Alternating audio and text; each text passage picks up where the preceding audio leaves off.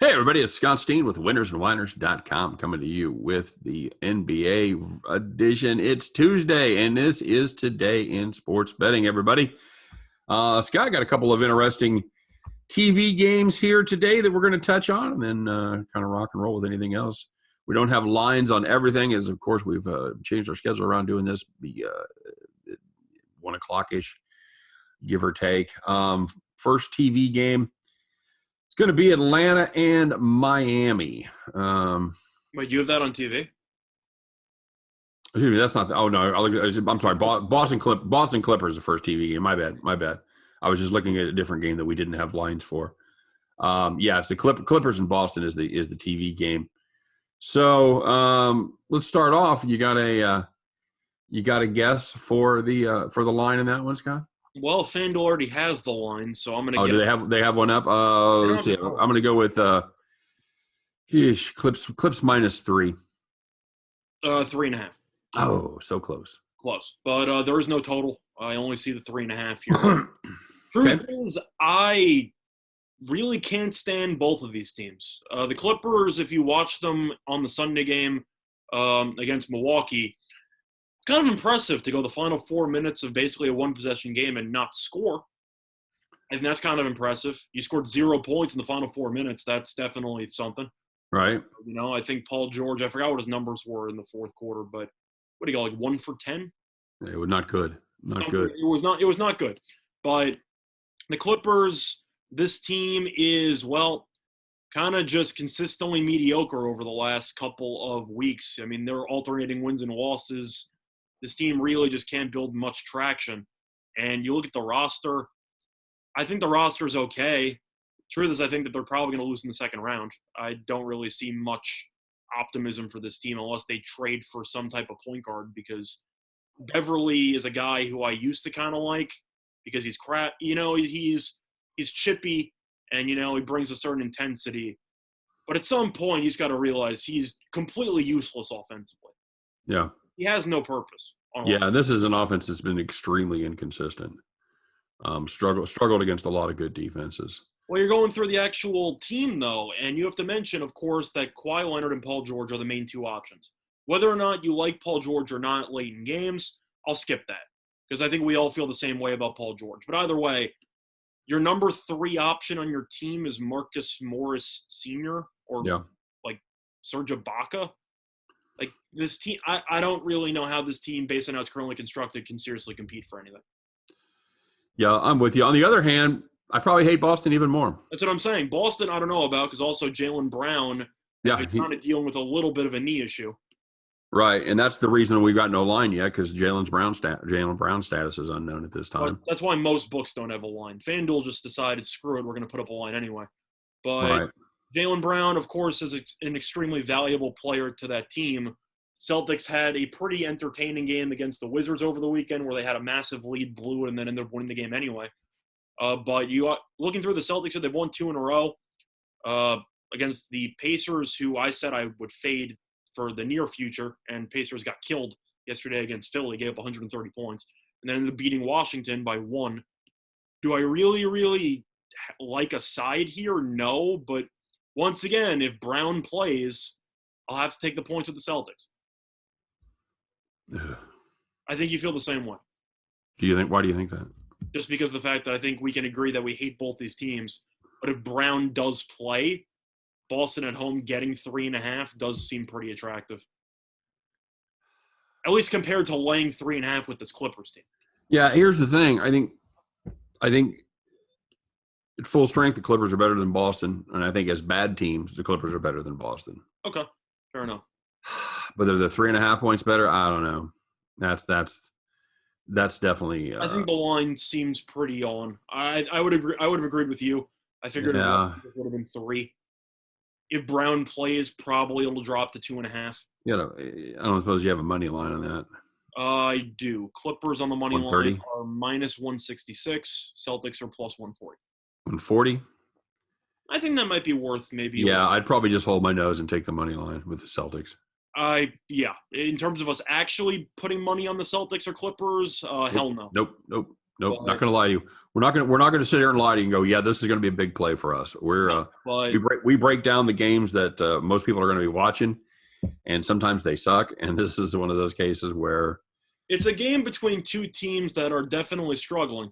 yeah, And, they're seriously underachieving. yeah. And the Clippers, record-wise, you'll say, well, how are they underachieving? They're 24-12. They're half a game out of first place. And my argument is, have you seen them lately?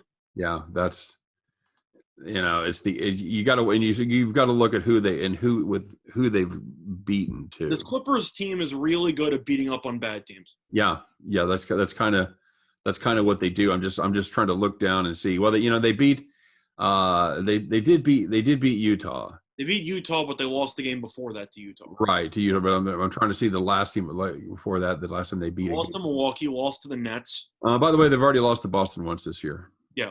At home by as a 5.5 point favorite. So we've been down this road. I mean, I know don't remember if Paul George played in that game though. Yeah, I can't help you. But either way. But yeah, if you look at the teams they've beaten, it's not impressive. Like they beat Utah once, and yeah, they beat Utah one time out of two, and that's really the last good team they beat. And they beat Miami before Miami turned it around twice. Yeah, so no, this team literally only beat Utah. It's the only good team they've beaten all year. That's it. Yep. So yeah, all right. Yeah, give me the Boston money line. Boston's a good team, but this team's good at home, so sure. All right, moving on. Lakers Suns at the Forum. Does this line seem short to you? At the Forum? Yeah, I mean at the Forum. Yeah, I'm not old. At the Staples Center, of course. Yeah. 1.5. Lakers are a 1.5 favorite in this one. Well, my question for you is that the Lakers, with Schroeder coming back, have won 2 straight. Yep. Killed Portland, killed the Warriors. Yep. My question here is, doesn't mean anything. That's not a question. That's not a question. Does that mean anything? I said doesn't mean anything. I said, does it mean anything? Does it mean anything? Just based on this, I think we can both agree Phoenix is much better than both those teams we just mentioned. Yes, I agree. Most nights they are. They're right. Now, Portland at full strength, you can make an argument, but Portland's clearly not at full strength, so that doesn't really matter. No. But Phoenix right now is probably, I think they might be better than the Clippers. Yeah, well, they've certainly lately they've won and covered 5 of 6. Saying what? You think worst case scenario, Phoenix is what, the 4th best team in the West? Yes. So yeah, we've talked about that before. I think that's what I'm saying. I think Portland's probably 6, maybe. Yeah, this is a Phoenix team. Yeah, they won and covered 11 of their last 13. So they pulled themselves back into contention there when they had kind of faded. So good team. Yeah, and they're starting to put it together. Can they hang with the Lakers at home? I think it's definitely doable. I think if they're going to do it, I think Ayton needs to have a big game. I know Booker just had 43, and you have Chris Paul, who should, I'd say, perform well against his former teammate in Dennis Schroeder. I think you'll see Paul put on a good game. But Ayton's been really the wild card of this team because in some games he looks really good. At 22 against Minnesota, looks solid. And then other games, he's borderline unplayable down the stretch. You have to see just how he plays defense in the pick and roll. You look through the matchups here. Charlotte absolutely torched him in the 4th quarter in pick and rolls, and the Nets killed him. And it was just Harden with a bunch of nobodies. And yet, Ayton in pick and roll switches was practically useless. So yeah. The question is, Ayton, when he's good, he's good. And when he's bad, he gives you Enes Kanter defensive downside. So I don't know if you can fully play him late in games, and that's seriously concerning moving forward. I think you'd agree with that. Yeah, that's hard to argue with. That 215, that total is low. It is. Are they trying to suck you into it there, Scott? It's a mix of the Lakers playing good defense, giving up 93 and 91 in their last 2 games, and the Suns being just a very good defensive team. Yep. Truth is, I actually don't think it's too low. I think this game might turn into a bit of a rock fight. I think that the Lakers, in order to win games without AD, kind of have to make it ugly because this team offensively doesn't really have many weapons. Yeah, they've really got to make that extra pass looking for the good shot. You got LeBron, of course, who's LeBron. You got Schroeder, who's very good.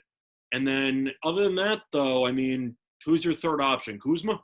Yeah, we've talked about this before. I mean, it's That's what I'm saying. very So Phoenix, this team has a lot of great offensive players, and I think that Paul, of course, is an all-time great point guard. You have Booker, who is, I mean, just Booker. I mean, he's ridiculous talent. I think we all know that. And Ayton, who offensively is good. Defensively, not so much. But still, Phoenix has a good offensive team, but I think the Lakers will have to slow the pace. And I think you'll see this game be a very, very half-court, I'd say, centric type of game where the Lakers will try to slow the pace as much as possible. You agree with that? you're playing the under 215 there. I don't know if I'd fully play the under, but I'm definitely leaning that way. Phoenix plays slowly as it is, and the Lakers play slowly as it is as well. And without AD, I got to assume the Lakers are just going to try to keep it in the half court. Well, that's what they've been doing. They've seen the under hit in 6 of their last 7 there without AD. So you feel the same way, or you think it's still too low and you like the over? Yeah, I don't know, man. I feel like I'm falling for the old banana in the tailpipe. You know. Wait, you mean on the over with the banana in the tailpipe? Yeah, I think they're just trying to dare you to play the over there, making that number at low. I know Phoenix has played some easy opponents lately. Played Chicago and played Minnesota. Yeah. But last 4 games combined for these two teams have not given up 100 points. Yeah, I know. I think you might see this game. I think it's going to be a war, but I think you'll probably see this game land, I don't know, like 106, 102. Yeah, I got a hunch that somebody's going to break through, but it's nothing more than that based on the eye test and what I'm seeing here. And plus, I think what the books have done here with that number, I got to play the under. Okay, I feel the same way. Anything else grab you today? Anything else you're excited about? Well, just going through some lines here. I know that the Knicks are +3 against San Antonio. Money line's around +130. Yeah. I like the Knicks.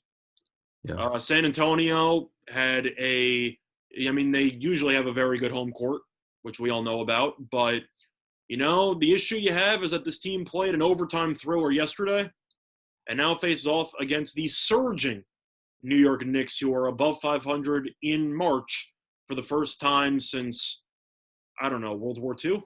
Willis Reed? Yeah, something like that. I don't know. This team really has been good for a long time. But either way, the Knicks getting 3 here. If the Spurs were not off of an overtime game, I'd probably look to San Antonio. But I got to assume that this team's going to be fatigued because if you watch the overtime period against the Nets, I think they scored 3 points.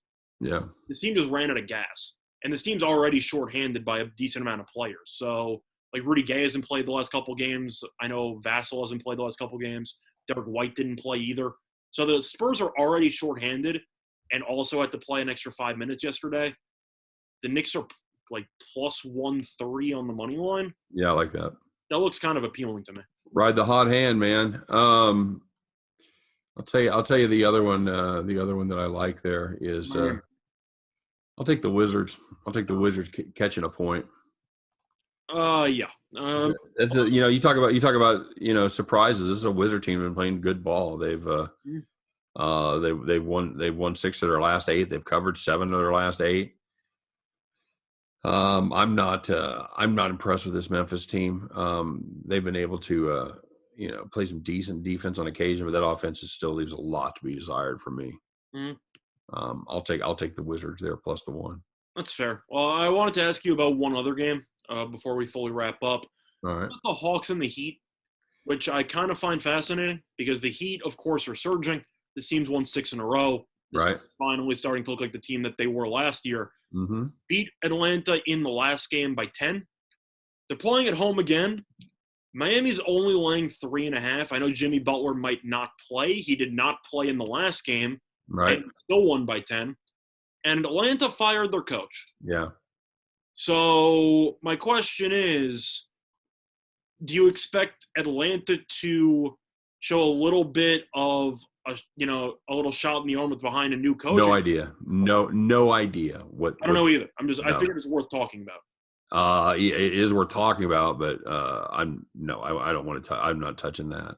I think I like Miami anyway. That number seems short. I know Miami just won by 10 without Butler anyway, so even if Butler does not play, I still kind of like my chances with Miami. Yeah, you said 3.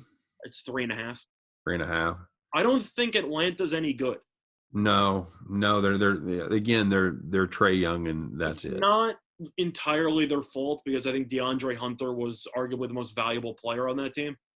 Not the best player, but the most valuable player. And since he got injured, this team completely fell apart. Yeah. So I will acknowledge that Cam Reddish has been injured also. But Miami, this team has completely just revamped the defense, and this team is starting to fully click. And I think that if you want to talk about dark horse candidates in the East, Yeah. I don't know if the defending Eastern champions can be a dark horse candidate, but it feels that way. They can at this point in the race. Yeah, absolutely. So I got to go with Miami there. Yeah, I think you're getting a good price there for sure. Mm. Yeah, this Atlanta team is trash to me. I'm just bringing up the fact that they got a coach fired, and I'm kind of curious what your thoughts were. Yeah, you always hate that. It is kind of a wild card spot because you don't know what they're going to do as far as the offensive scheme. You don't know if this is a guy that's been sitting there going, Jesus, finally I get my chance to show him how we really should have been running the offense. So my guess would be things go poorly for Atlanta, at least the first couple of games. I like McMillan as a coach. I liked him at Indiana. I thought Indiana probably shouldn't have fired him. But I also think it'll take a couple games. Then again, you have some teams like Minnesota. I know Minnesota is one of the worst teams in the league, but they switch coaches. And shocker, they're still getting killed. Still terrible. It was bad. So, still terrible. All right. Yeah, I'll play against them there. I think that's solid. All right, very good. All right, guys. Well, that's going to wrap it up. As always, if there's anything you guys are on, we're curious to see what your thoughts are, especially on that Atlanta game. What you think how that's going to be factored in there with the brand new coach. Meet the new coach, same as the old coach, but we'll see what happens. Should be an interesting night of basketball, of course. If you need more information on these games or any other games, don't forget to stop by and check out winnersandwiners.com. Deep dives into every game every single day. Always there for you, always free. Winnersandwiners.com. Now, for myself, for Scott Reichel, for all of us over here at Winners and Winers, appreciate you guys stopping by. Hope every one of those tickets in your pocket turns into cash money back at the window. You guys have a great day, and we'll see you tomorrow on Today in Sports Betting. Take care, everybody.